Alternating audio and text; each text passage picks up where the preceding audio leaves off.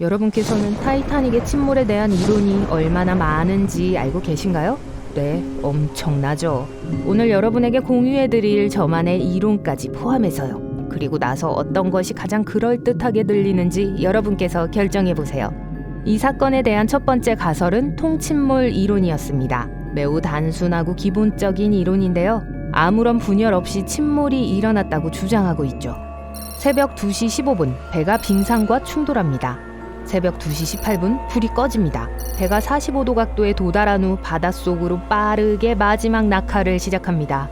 새벽 2시 20분, 약 3분 후 RMS 타이타닉은 바다 표면 아래로 영원히 사라집니다. 배는 부서지지 않고 통째로 가라앉았어요. 물론 이건 사실일 수 없어요. 1912년 4월에 타이타닉은 세계에서 가장 큰 배였을 뿐만 아니라 지금까지 만들어진 배 중에서도 가장 큰 배였습니다. 그렇게 무거운 배가 부서지지 않고 침몰할 수 있다는 건 믿기 어려워요. 불가능한 일이잖아요. 이론가들을 비난할 수는 없겠죠. 하지만 잔해가 발견되기 전까지 이 외에는 다른 이론이 없었습니다. 잠깐, 그럴까요? 참사 다음 날 생존자들은 인터뷰를 했습니다. 무슨 일이 일어났는지에 대해 이야기를 들려줬죠. 그리고 승객 중 몇 명은 배가 실제로 두동강이 난 채로 물에 잠겼다고 말했어요. 예를 들어 17살 소녀 잭 세이어는 자신이 기억하는 대로 침몰 사건을 설명했습니다. 그리고 LD 스키드모는 자신의 묘사를 바탕으로 스케치를 그렸습니다. 그 그림에는 분명하게 배가 반으로 부서진 모습이 담겨 있었어요. 하지만 아무도 잭이나 다른 목격자들을 믿지 않았습니다. 증거가 없었기 때문에 그들의 주장은 받아들여지지 않았죠. 하지만 1985년에 상황이 바뀌었습니다. 그때 로버트 발라드가 바다 깊은 곳에서 타이타닉호의 잔해를 발견했습니다. 그 잔해가 발견된 후 잭과 다른 생존자들이 옳았다는 것이 분명해졌죠. 타이타닉호는 침몰하면서 정말로 두동강이 났어요. 이제 새로운 이론이 필요해졌습니다. 새벽 2시 15분, 용골이 부서집니다. 우연은 천천히 기울고 선체는 계속해서 휘어지고 부서집니다. 새벽 2시 17분, 갤리선 구간이 끊어집니다. 탑은 무게를 견디지 못하고 추락했어요. 불이 꺼지고 선미는 공중으로 떠오릅니다. 현두가 부서지고 가라앉기 시작합니다. 후미는 선미의 상부 구조물의 우연 쪽에 간신히 매달려 있습니다. 선미는 다시 가라앉기 시작하면서 천천히 좌연으로 넘어갑니다. 마지막으로 한 번 더 올라가더니 반원을 그리듯 회전하면서 가라앉았습니다. 이 이론 꽤 설득력 있게 들리죠? 하지만 사람들은 이 이론에서 허점을 찾기 시작했어요. 예를 들면 타이타닉호는 그렇게 높은 각도에 도달할 때까지 버틸 수 없었을 거라는 거예요.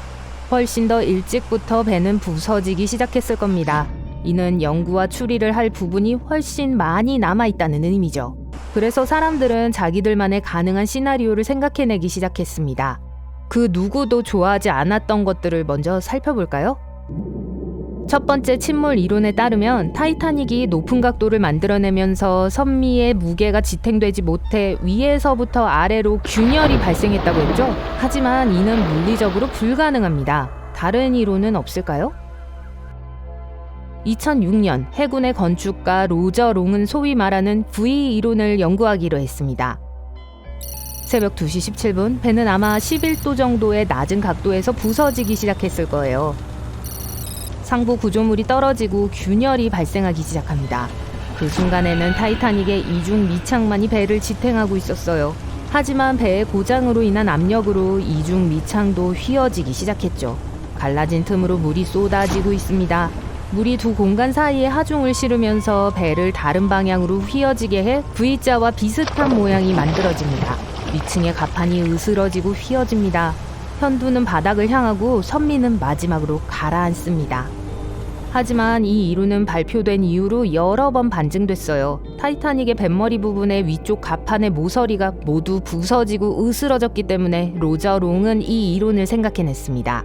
하지만 이는 타이타닉이 해저에 부딪히면서 생긴 물의 힘, 유압기류 때문이라는 게 밝혀졌어요. 또 다른 V 이론에서는 후미가 파손 후 물 밖으로 떠올랐다고 주장합니다. 전직 타이타닉 매니아가 밀던 이론이죠. 하지만 이 이론은 후미의 엄청난 부피 때문에 물리적으로 불가능하다는 것이 증명되었습니다. 그뿐만 아니라 잘못된 정보에서 출발한 이론이었어요. 잭 세이어가 한 말 기억나시나요? 이 이론은 그의 스케치와 승객 몇 명의 말을 바탕으로 한 겁니다. 하지만 사실 그들 중 누구도 타이타닉이 이렇게 망가지는 걸 본 적이 없었습니다. 잭 자신도 인터뷰에서 그 스케치가 실제로 본 것과는 완전히 관련이 없다고 진술했어요. 그 그림은 타이타닉의 조난 신호를 받고 도움을 준 카르파티아호의 한 승객이 그린 것이었어요.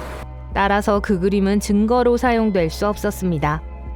이제 이 사실을 알았으니 대부분의 사람들이 믿는 이론으로 넘어가 보죠. 타이타닉을 다룬 전설적인 영화를 못 본 사람이 있을까요?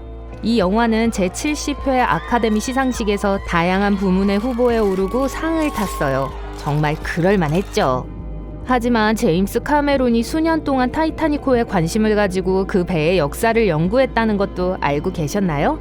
그의 책과 연구는 아주 상세한데요. 그는 심지어 이 사건에 대한 자기만의 이론을 만들기까지 했습니다.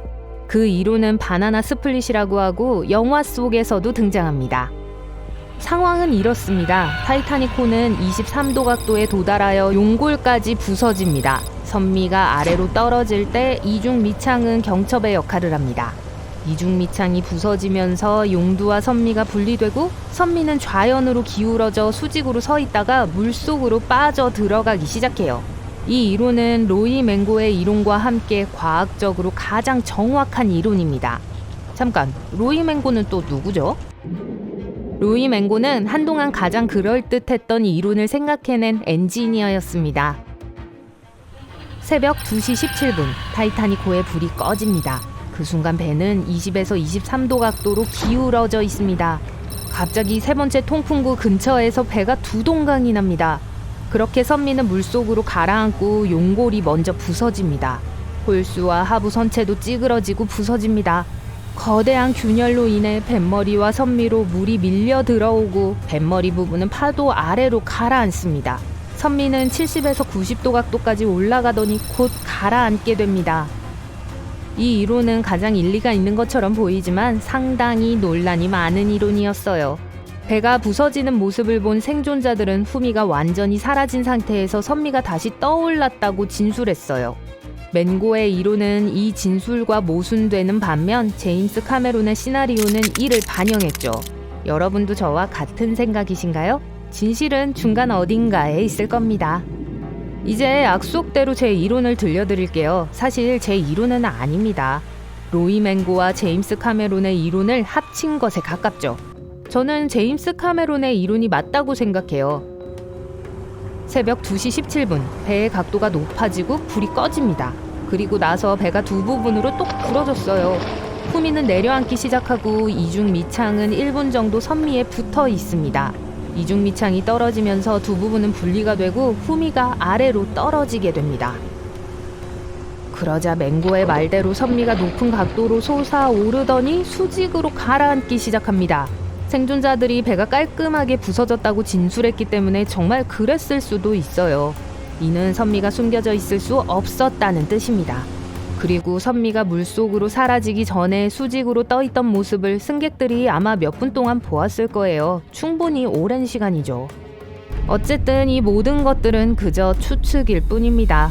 타이타닉호가 어떻게 부서지고 침몰했는지에 상관없이 이 사건은 큰 비극이었어요. 타이타닉호가 빙산과 충돌에 침몰한 지 벌써 110년이 지났습니다. 혹시 2022년에 블루스타 라인 회사가 타이타닉의 정확한 복제품을 만들고 있다는 거 알고 계셨나요? 타이타닉 2호라고 하는 이 배는 2,400명의 사람들을 싣고 같은 경로를 따라 항해하게 될 겁니다.